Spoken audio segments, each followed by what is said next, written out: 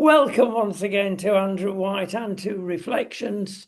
Andrew, Middle East, not the most joyous place to be.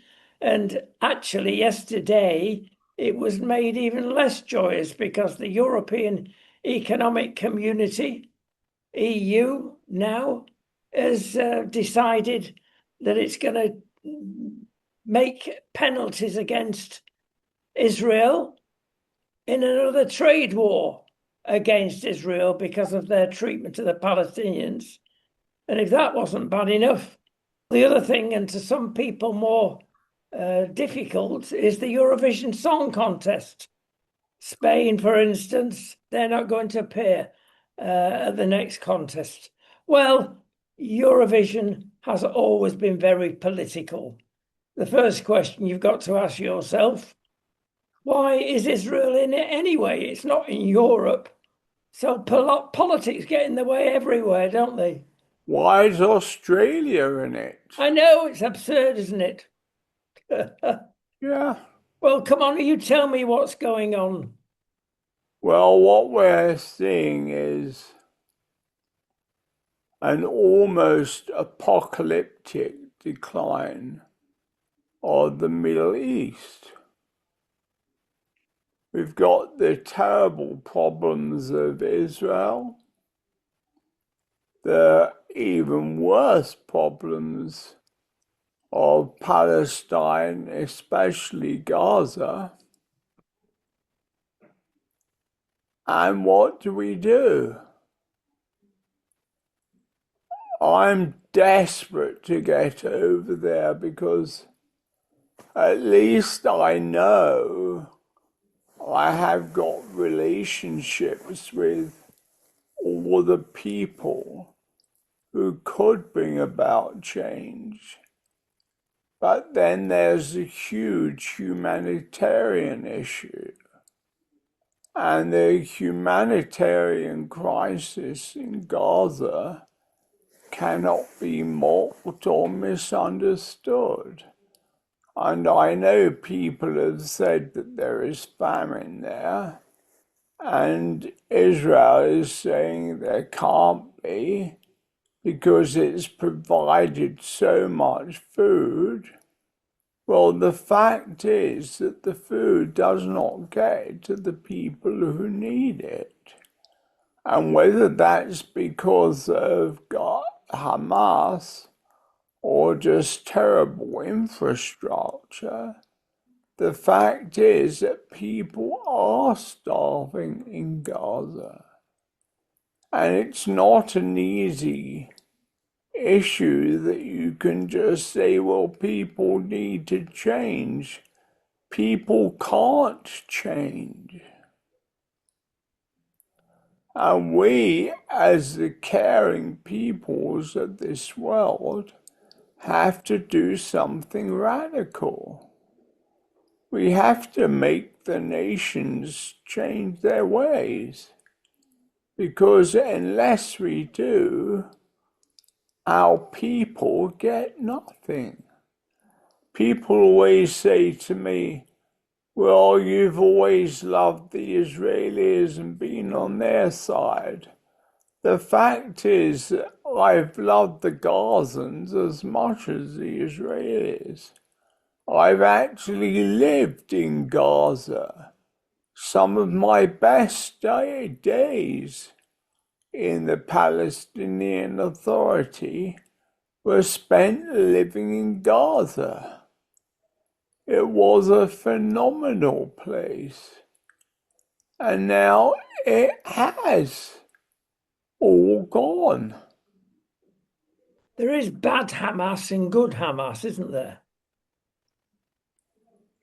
Well, there's bad Hamas and there's very, very bad Hamas. And there's Hamas who are desperately trying to bring about change. So the Hamas that I was working with were those who founded Hamas, but now were committed to working with Israel. And I used to have regular meetings between Hamas and Israeli leaders. And we really did achieve huge things. But now those meetings can't even take place. Why? Because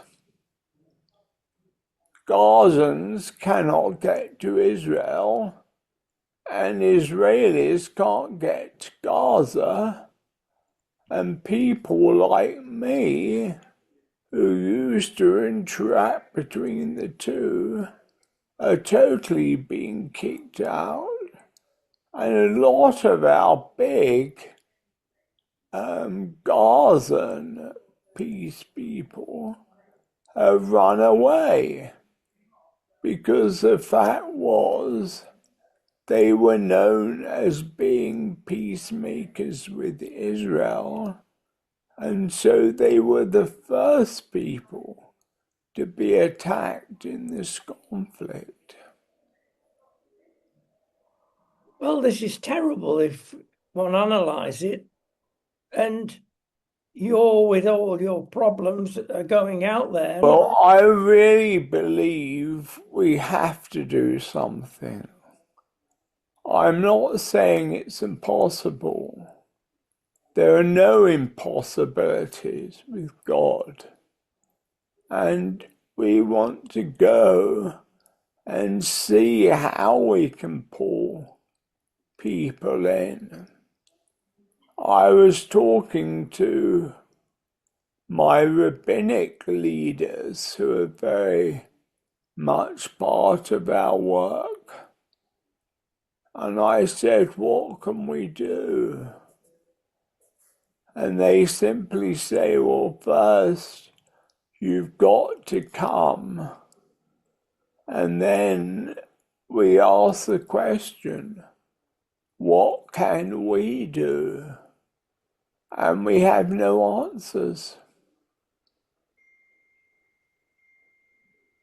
Nobody seems to have an answer, Andrew. It's been going on for donkeys, decades. Millennia. Even that. But we've still got to persevere. This is it. I mean, basically, to get you out there and meet with the right people, obviously that's going to cost a lot of money. I Involve a just lot of. need money. I can't go without my carers and all the infrastructure I need. But somehow we will get there. I have to get there for the sake of my people. Now, you're a member of the Church of England, you're a priest, you're a canon. Can they help in any way? I don't think so, no. Can't or won't? They are led by their Archbishop in Jerusalem, and they think that what he says is gospel truth, and they are just a massive group of antis. And yet, I am the vice president of the Anglican Church in Israel, and amongst that group, people like David Pilecki at Christchurch Jaffa Gate, they are desperate to find a way of peace. And they are part of the whole journey from Egypt to Assyria to Canaan to Jerusalem. and we won't stop working at it. Now, Benjamin Netanyahu is clearly a hawk. He's come in for quite a lot of bad publicity in recent days. If he wasn't there, would it be easier? Definitely. Here's the biggest problem. The problem isn't Israel, it isn't Likud, it's Netanyahu. And Netanyahu will not be got out until the next election, which is next year. So things are very, very bad. He's not going to change his way of doing things. He wants, no doubt, to protect the powerhouse of what he's created. Is there enough of the peacemakers left in the Knesset? There are a few, but they do not have a majority, and they are an extreme minority.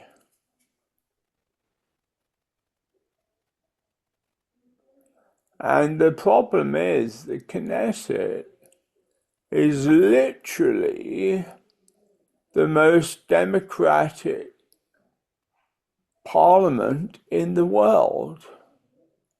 Obviously, it works on proportional representation. Totally. That is the problem with extreme democracy. You get extreme, not antagonism, what's the word I'm looking for? Well, I can think of one word, which is lethargy.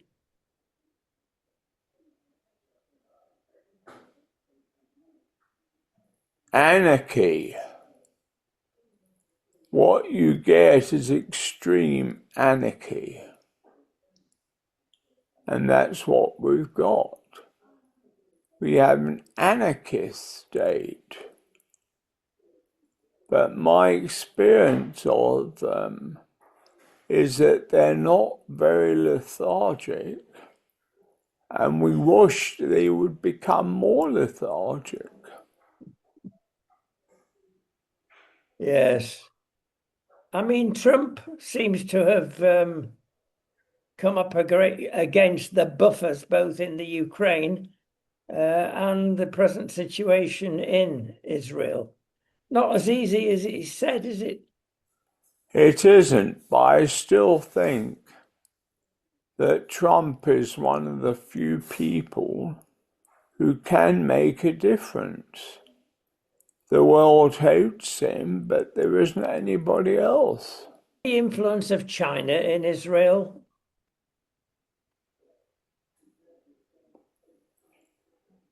Very minimal. That's strange, isn't it? Because they're into every country in the world. Well, the Chinese have actually got lots of technological input because Israel is the most advanced technological country in the world. And so there is work, but they're not involved in the politics. Assuming you get a gift large enough, Andrew, to get out there, what's your first step? First step is to bring together some of the key leaders from both sides. And that is possible. And we will do that. And then from there, we take lots of minor steps, but we keep taking them. And hopefully there are steps which bring us together. So in the end, we can sit down by one round table. And when we meet together, then we will eat together. And then we can make peace together.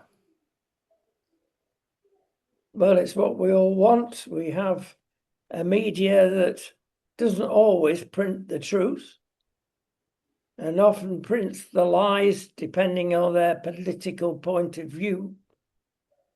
Who do you believe, Andrew, in all this? Who should the people be praying for and giving?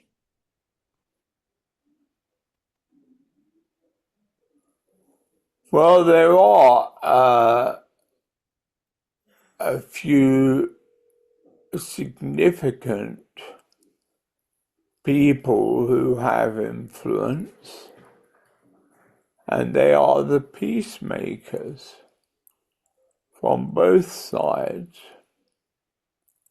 And we've got to just pray that the peacemakers gain some power, because they are there, but nobody's listening to them. Well, thank you so much for the inside information. I know you're in touch with leading parties of all sides in this. And we just keep trying. yeah, it's the perseverance, isn't it? Absolutely. Perseverance and prayer. Okay, thank you so much. We'll see you very shortly. Thank you, my dear Rodney.